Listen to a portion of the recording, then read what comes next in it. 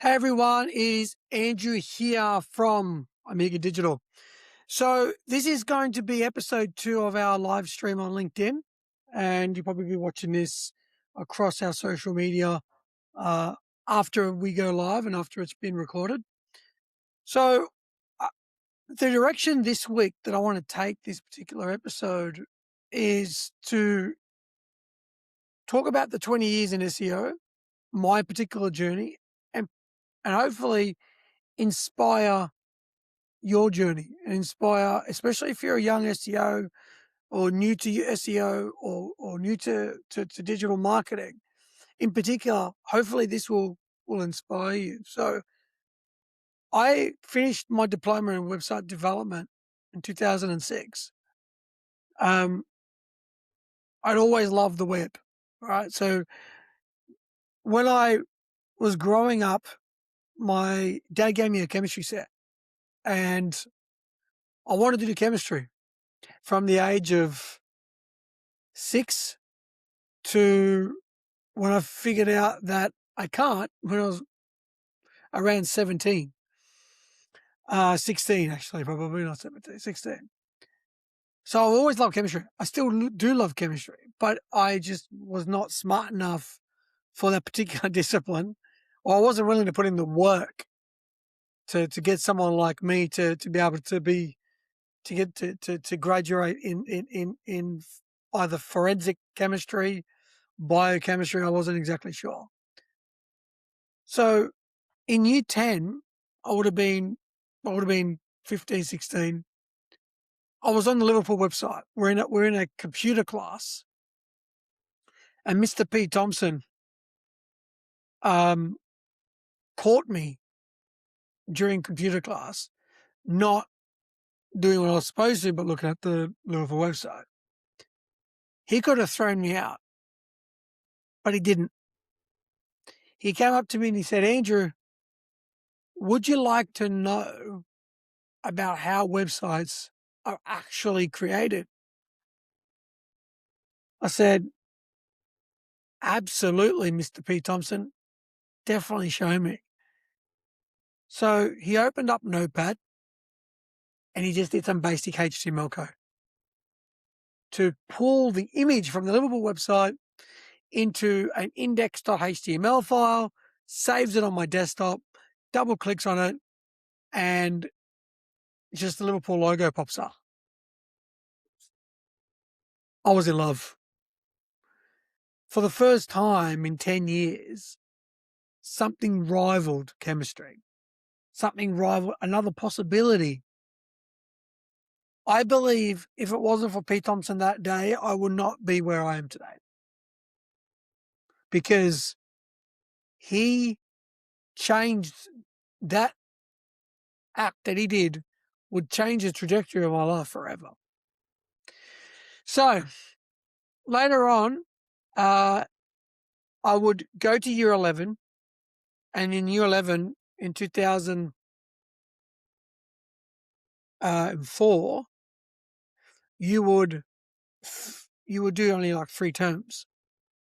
So I did chemistry, and Larson or Bankstown was only willing to take the top 10 out of the 20 in the class to year 12. Well, they were certainly pushing for that anyway. They couldn't, I figured out later, that weren't going to make you quit, but they certainly were going to advise you to do something else for year 12 if you were in the bottom 10. And I was 13th or 14th or something. And I remember my mum and the chemistry teacher talking about why didn't I make it, or, what could I do to improve? And he basically said,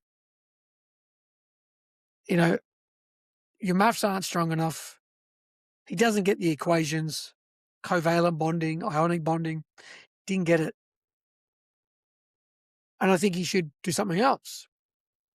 Now, my mum is like, why don't you, when the teacher's telling you something in the class, why don't you try to, if you don't understand, ask the teacher? And this is really the eye opener. And I said, Mum, and the chemistry teacher's there, Mr. McMurrich. He said, I said, Mum, if I were to stop and put my hand up at every moment that I didn't understand something, the class wouldn't proceed, it wouldn't progress, it wouldn't go anywhere. And the chemistry teacher looked at my mum and said, well, in that case, he has a point. It certainly can be distracting. Now, he probably could have said, maybe come and talk to me after class, but I believe he believed. I believed he believed that I wasn't going anywhere. This was not for me. And that's why that gentle push to, Saranara, boy, try something else. I got mad because for such a long time, I thought, it was like 11 years at that point, where chemistry was just the single focus. Well, it was the focus. I mean, 1 year was the web in year 10.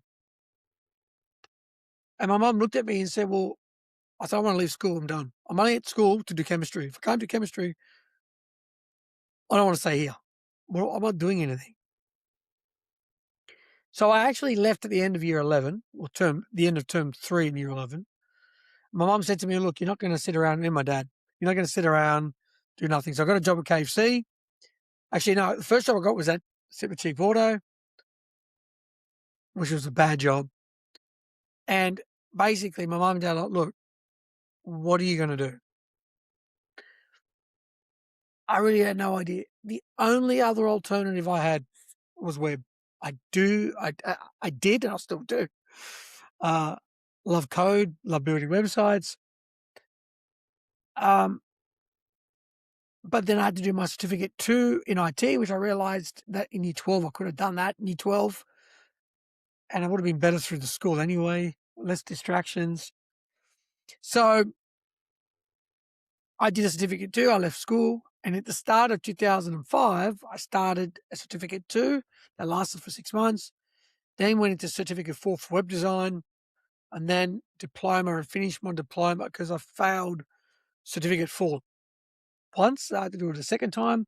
I said to my mum, at that point, I'd moved jobs from Super Cheap Auto to KFC, and I said, Mum, honestly, this is not working for me. I can't work and go to TAFE, which he said was half true. It's just I didn't really want to work anymore. But they're like, well, if you're going to do SEO or to do certificate 4 web design, you're going to need to make sure you pass this time. And my dad, I remember I was sitting with my dad in the car. I have to pay certificate 4 twice. There ain't going to be a third time. Then you're going to go back to the KFC. And I was like, oh, no, I don't want to do that. So I put my head down. Certificate 4 the first time, I was a bit fun-assing around. Didn't take it too serious. So the second time, graduated. Then I went into diploma. First time, graduated through that. I was really fully focused. I was not going back to KFC. And the shenanigans at that place. And then at the start of 2007, I would get into my first web design job. Would have been February, March, somewhere around that point, 2007. Because I had to find a job because you had I remember all these recruiters, hopefully they don't do this anymore. They just send you on these interviews and wild goose chases and had to do this programming. We had to stand all around in chairs, all around a circle of a room, introduce ourselves. I didn't like that. Then send me on these interviews with these companies where the managers were just idiots. I mean, the way they talked to me back then, don't think you'll get away with it now. Just this demeaning, you just feel like you're just crap. Funny enough, I ended up getting a job at a place called Natico, which I got the domain. The points is since deregistered the business. The domain expired. Now that domain redirects to Amiga. And the reason I did that is because I don't want to forget where I came from. And so he said it was actually in Padstow, and I was living in Padstow at the time. And he's like, look, you don't have to look for a job. I'll hire you, but you have to get an ABN, and I'm only going to pay you $250 a week. And I thought, well, $250 a week doing web is still better than $350 at KFC, hating my job.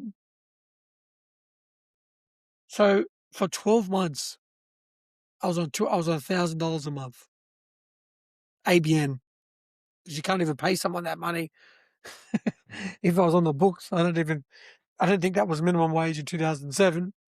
Actually, I might actually look up what was the minimum wage per hour, because I was working 40 hours a week, $250 a week, no super, nothing, just $250 deposit into my bank account. I had to organize my taxes, and back then, it was only the first 6,000 that was tax free. It wasn't like it is now.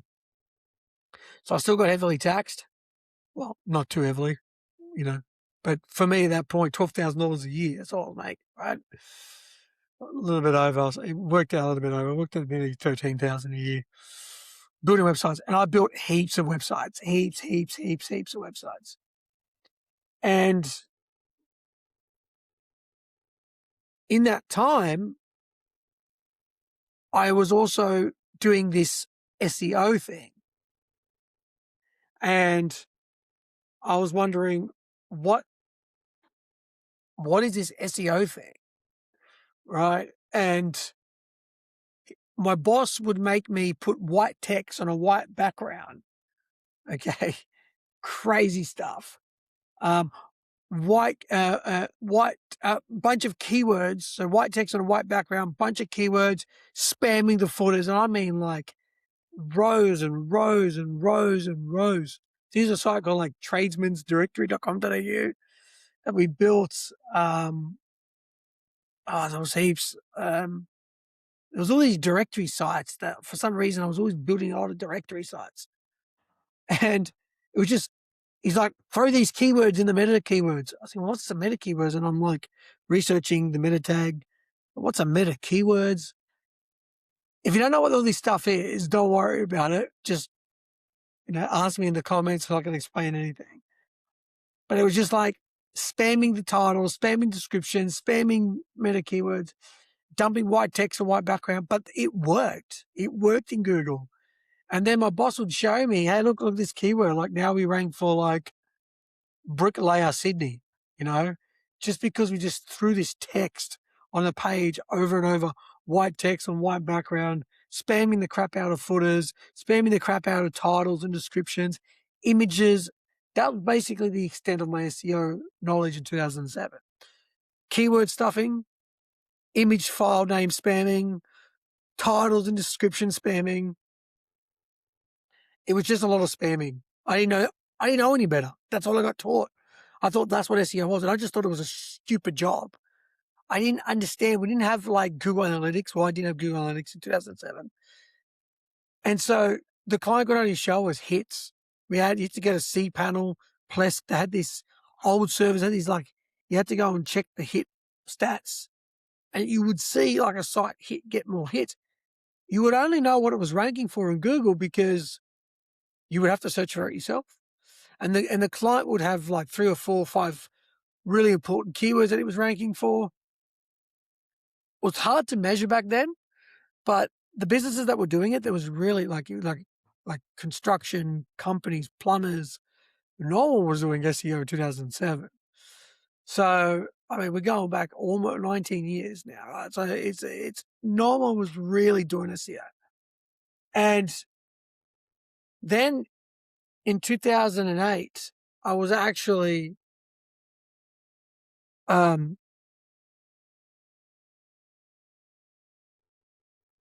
I left that job. I left the job at the back end of 2007 because I just couldn't live on $250 a week. My boss is like, I'll give you $500 a week. 400.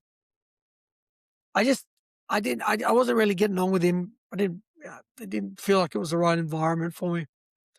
It was a very crazy environment. Now looking back, very crazy environment.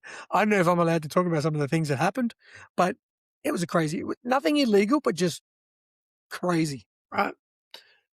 Clients just like the clientele that was coming into that office was absolutely crazy. And I said, no, I'm going. And he said to me, Andrew, you'll be back. And I said, I don't think so. Then I went for 2 weeks in January to work at a company called The Page Smith in Parramatta. And I only lasted 2 weeks. It was just practically building websites. But it was very different. It was building websites the right way, modulated code, proper, object-oriented code. And I was just used to just like single file PHP, just going nuts. This was like, my manager was not going to let me get away with that. Everything had to be database driven. It had to be coded really well. Looking back, it was pretty much ahead of its time. I mean, unfortunately, they said to me, the guy's going to coach you, isn't staying on, and you got to go, which I didn't really see anybody trying to coach me. I just think they wanted to send me off, give me a 2-week trial, say, see you later, boy. And then very quickly, I got a job. I applied for a company called ewebdesign.com.au, and that website doesn't exist anymore. It's eWeb Marketing.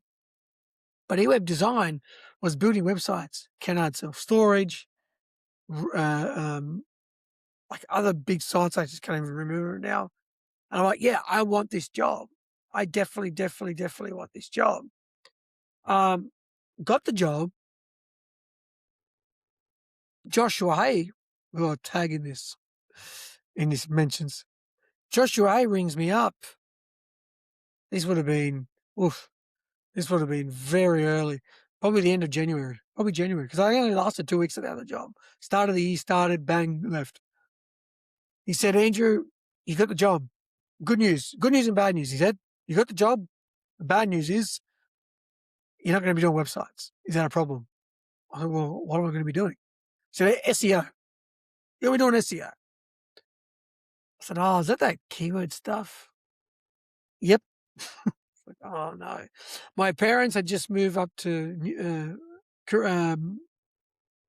Port Macquarie, and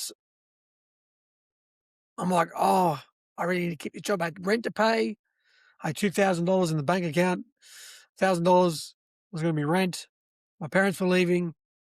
And I said, yeah, all right, I'll take it. And the first month, getting on the train to come to work, just my legs felt like someone had strapped like kilos of concrete to my legs to get out of bed, to catch 2 trains and a bus to go to St. Leonard's, to work at this job, to do this particular job. Funny thing was, I was trained in it, didn't understand it, didn't get it, didn't see it for what it could be.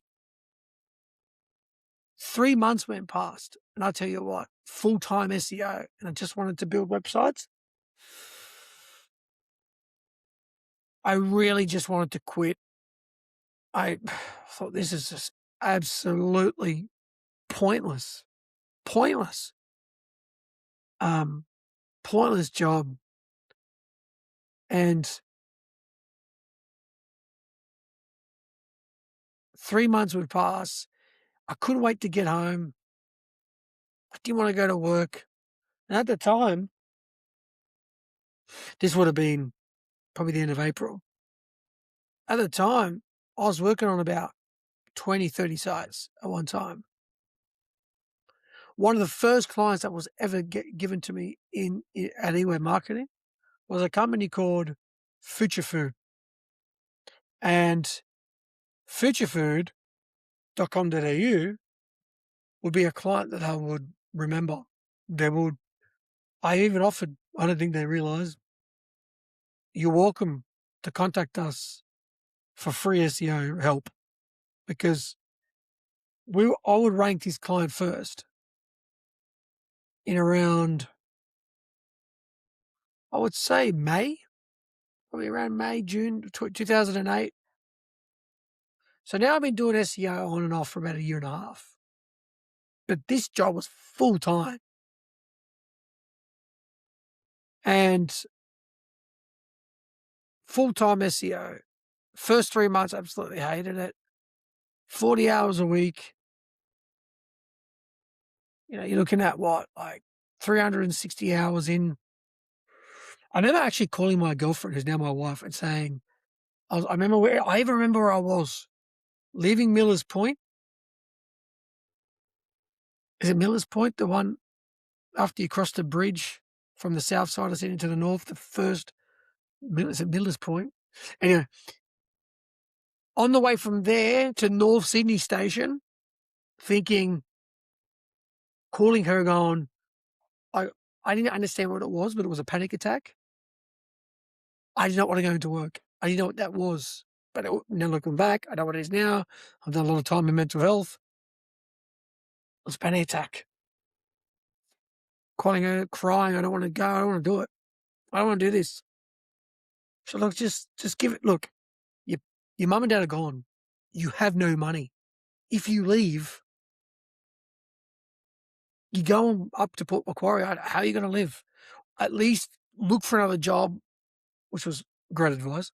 Look for another job and stay there until you line something up.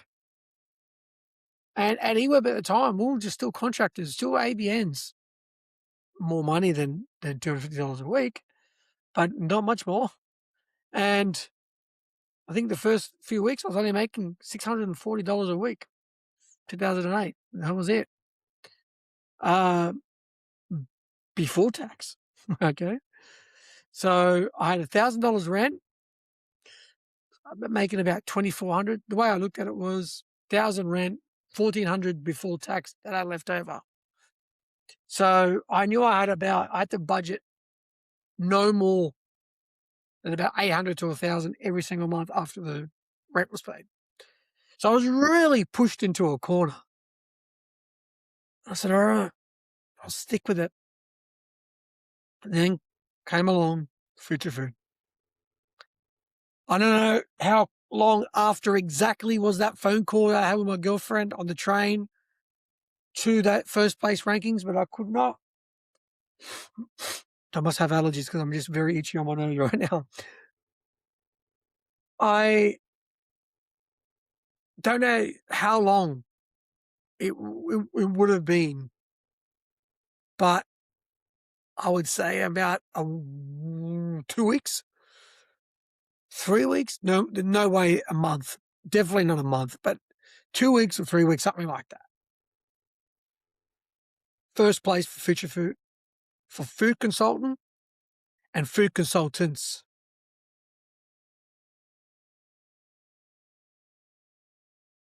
Something had clicked. It's like I caught my fish for first fish, hated fishing, caught the fish, obsessed with fishing. I don't know what happened that day, but I was addicted to first place rankings. It wasn't even so much the client growing, getting more traffic, getting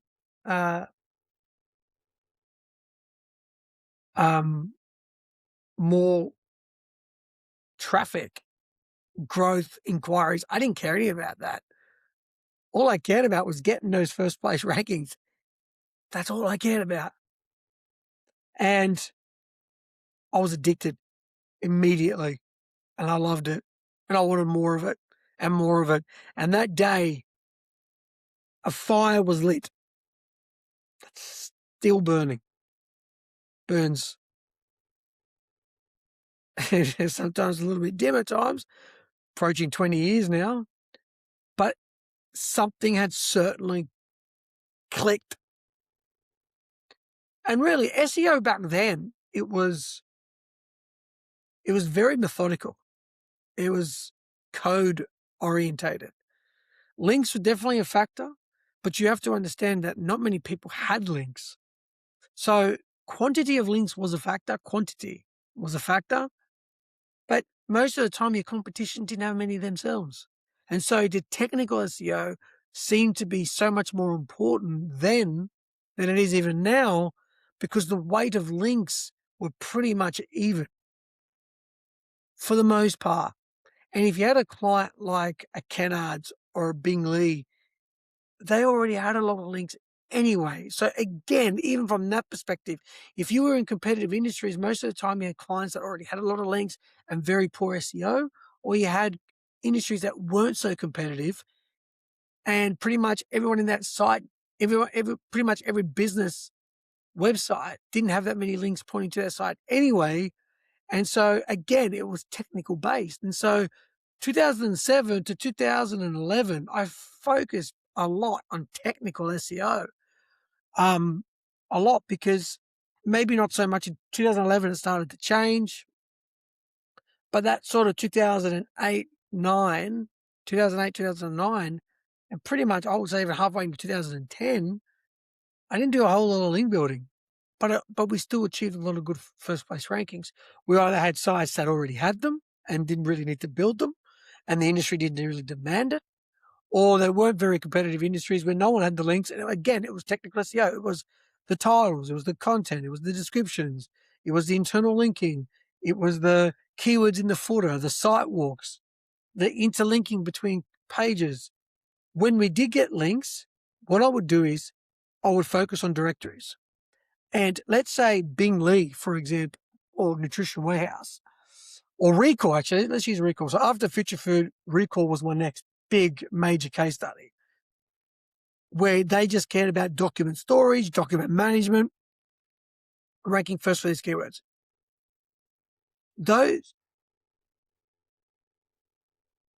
Any directory I would build for Recall, right? Any directory, I would name the business document storage, not because I was trying to spam it, although there was a little bit of spam there, but I wanted on the page, in the actual meta title, in the address bar, I wanted document storage in there, right? I wanted it in there. I knew that if Google hit that particular page with document storage rather than recall information management in the title, then I could control the content. I couldn't control the titles that it would use. The only way I could control the title was by changing the business name. And changing the business name to our keyword, I wanted that in the address bar. That's pretty much. And then sometimes some directories you could actually even change how that was displayed on the page versus not many. That was pretty much the extent of my link building, and that worked a lot. That worked heaps well. We didn't do, link insertions and digital PR and all this sort of next level. We didn't do any of that. That's what I did, and we got rankings for it. So in 2000, that was the big one. That was the real big one. Future Fit was a real big one, and there was a lot in between. But the ones that made a real significant influence over my career, the ones that left a stamp and an impression on me throughout my career. The next one in line was Recall Information Management. Recall, I'm not sure, doesn't exist now. I'm not too sure what their story is at the moment. They joined, they gave us 10 keywords, and I'll shout out to Peter Demikides, who was my manager at the time, and said, Andrew, they care about these 10 keywords. Okay, I love that. I love it, because for me, it wasn't so much about anything else. It was just the keywords. Just the keywords. And my manager at the time said, Andrew, in order, document storage number one, then document management. So 1 and 2, document management was probably harder to rank, but for them, document management also meant a lot of different things. Document storage was really specific. It was far more targeted and qualified than document management was. So document storage, first.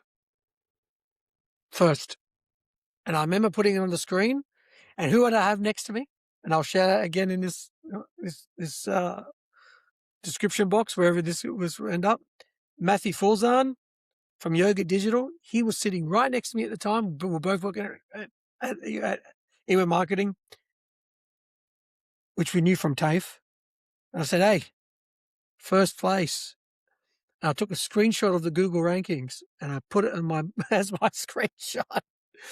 What they used to call them, not screensavers, the background image. I can't remember what they used to call them. It's just the background image on the desktop background image, or a fancy name.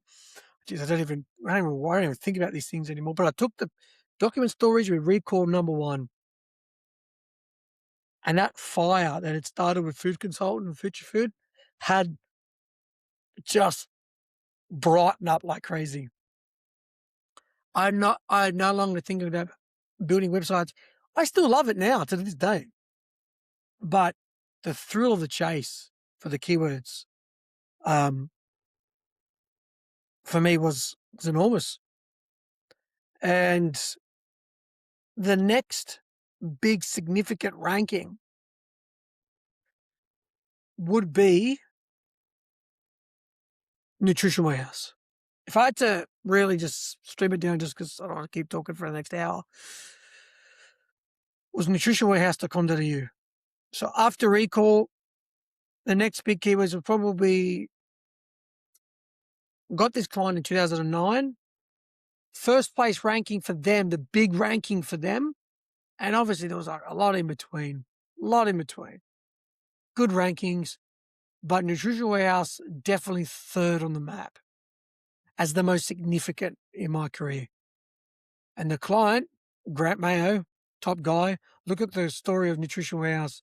Grant is crushing it. Grant and his team doing super well. Love the business, love the brand, and I just love the health industry in general. So it's so great to see their story unfold. First place for bodybuilding supplements. And that would be another huge keyword that really meant the world to me. Grant was really happy, and that keyword would the extent that I would go to get first for that keyword was enormous. I would spend a long time for the client in bodybuilding forums, not because I necessarily believed in forum link building. I just wanted to target. And sometimes those links that weren't even indexable. Then when the whole no follow thing came out, a lot of those links would become no follow anyway. But people would ask questions like, where should I buy bodybuilding supplements? Just walk in and link Nutrition Warehouse. We would change the content. We'll do the site walks. I would do the directory strategy. But Nutrition Warehouse needed a bit more because the competition in 2010 was starting to ramp up. It wasn't 2008 anymore. It wasn't 2009 anymore. 2010 was a very different year. I felt like SEO much more matured in that 1 year than any year before that combined. So I thought, especially mid 2010, I noticed the competition had quickly changed. Another significant ranking was Australian survey company, and I would do this business. I would get this guy ranking. We would go from 600 people a month to 6,000 in 3 months, and my head would explode. And I did that as the account manager with a gentleman called Ben Totora. And I will put Ben's details in this description as well on LinkedIn.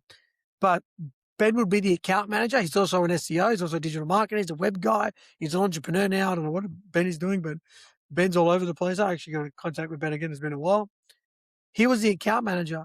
And I basically told Ben to tell the client to interlink, not just within his pages, but interlink within the network of this survey business. And I'll put them in the description as well. So these were a major shift. These companies would go a long way. The two most recent after that, and I'm just trying to speed this up for the sake of time, maybe we'll do a part 2, if this is well received, was Bing Lee. So Bing Lee was the next big major case study where I would get first for LED TVs, Samsung fridges. They were obsessed with white goods, Bing Lee, at the time. This would have been 2011, and they really cared about LED TVs. What made that? Sorry, white goods. But what made LED TVs so special was that I was dealing with Harvey Norman. We were dealing with JB Hi-Fi. We were dealing with Better Electrical. It wasn't just a 3-horse race. There were, I would say, we had the top tier, the Harvey Normans, the JB Hi-Fis, the Bing Lees, but the mid tiers were also very strong. The Better Electricals. Oh, geez, there were so many. Dick Smith. I mean, there was a lot. There was a lot of sides that we had to compete with. But I had a very simple strategy with Bing Lee. We were going to get the links from every single supplier that Google could find in the where to buy page. So I noticed Samsung did not link to Bing Lee. I could not contact Bing Lee. I could not contact Samsung. A, who the heck am I? 2, I didn't even know who to contact. I spoke to Lionel Lee. You're going to contact. You're going to go and ask them for a link. And we got links from Samsung. We got links from major suppliers linking back to Bing Lee that would help us top the rankings. At the time, the competitors weren't really doing that. And if they were, sometimes the pages were hidden behind database searches. So I knew I had the competitive advantage over those if I was able to get those links found from Google. So LED TV, fridges online, and another cheeky tactic that we did with Bing Lee in the back end of 2011 was appliances online were chasing us hard. And so I knew appliances online had a lot of search volume. The thing about appliances online was it wasn't a site, it didn't have a brand name. It's an unbranded term for a brand. So I felt we could use appliances online. So we would create pages for appliances online and we'd rank those. Kitchen appliances, white good appliances, whatever, right? And we'll target the appliances online keywords. Sometimes, unbeknownst to myself, I didn't realize that sometimes I was actually keyword cannibalizing, which wasn't so much of an issue in 2011, but, it wasn't the best thing to do sometimes, but I would never overtake appliances online, but we would at least, because obviously they had the domain name, but we would rank for appliances online. So whatever branded search initiatives they did, put Bing Lee in the mix. So we could piggyback off their entire brand strategy, their entire brand awareness. And last, but certainly not least, just in terms of significant, and I've even talked about clients that through Amiga Digital, a lot of this is off the back of email marketing, but it would be Larson Jewelry. They would significantly change my career as well. Again, with it, make me focus on, I do love the e-commerce space in general, but in terms of impact on my career, it's hard between Future Food and Larson just because Future Food was the first. But Larson is certainly the most meaningful when I look back in terms of I worked with him for a decade. We got first place for engagement rings above Tiffany and Michael Hill. We got first place for wedding rings. We got first place for diamond rings against a major competition. And this would carry on into Amiga Digital. Great business, great client, not paying me a whole lot of money, but really, really strategic in how we approach. And that would be a whole discussion for another day. But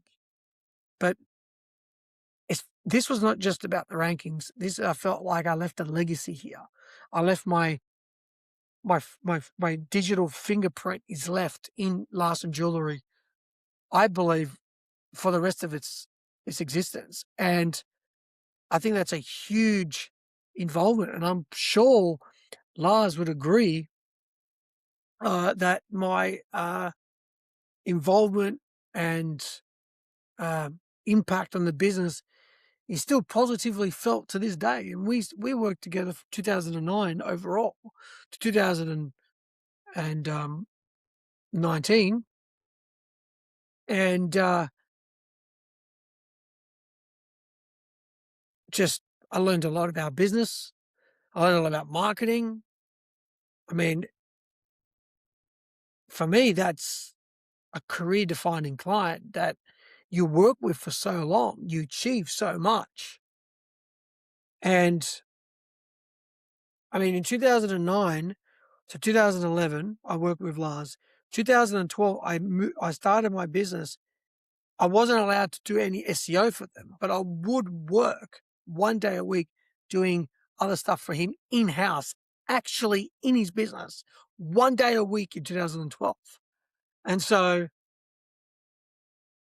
it was a non-compete clause, but I could still work as as a as a subcontractor in his business, not doing SEO, but just working in his business and overseeing just the content, the digital, and it was absolutely fantastic.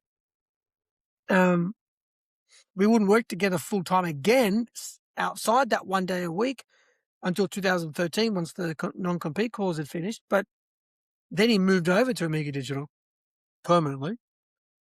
But I had it was so good because I actually got an insight. I saw customers walking in. I heard the questions that they asked, and I got a real intimate experience um, with this client and in his business. And although the rankings had been the fire and the fuel that would get me through the 20 years, and it's still the thrill of the first place rankings is still very much there. Obviously, now we've got to grow revenue. it's matured. But I think what I find and what I want to leave everybody with is what I found to be the most important part of my career could really what I've figured out over the years, over the 20 years, especially in the last 2 years, is that I'm a marketer at heart. Professionally, I feel like I was born to be a marketer. Through SEO, through content marketing, I enjoy digital marketing. And it's mean the world to me. And the reason that I love marketing, the reason that I would develop a passion, not just for SEO, for marketing, is because of my love of people. I love connection. I love relationships. I love engagement. And that passion for people has manifested through my work as well. And one big part that I enjoy through my work is the fact that I can have these relationships with the client. And those relationships must be built on trust. They must be built on respect, mutual respect, trust, integrity. Because what what I love to do is really give them the toolbox now to make them understand that my job is to come in and to give you the tools and the growth and the knowledge and the passion to build me as a machine in your company and then make myself redundant and get out. Because what is the end game? In their best interest, in a client's best interest, is to eventually build a sustainable machine that they can grow and develop with the knowledge and the expertise to ultimately with the end vision of making myself redundant and leaving a Larson type legacy. A Larson type legacy in every business that I now deal with. To leave it, to make them understand that this is what's so important to make them feel like you paying $2,000 every month for some agency in perpetuity is not in your best interest, that you need to understand the big picture. We're in a informational digital age. AI is rapidly upon us. We need to build those Larson type legacies where now that I'm removed from Larson, that my fingerprint, my passion, what I left behind is still very much a part of how it progresses. And that's what's so important. Building those relationships, building that trust, building that machine and sustainable mechanism that will get them through, and then sailing off into the sunset is the Larson footprint that I want to have and leave behind as a major legacy in every single client that I now touch. Thank you so much. If you've got any questions, please let me know.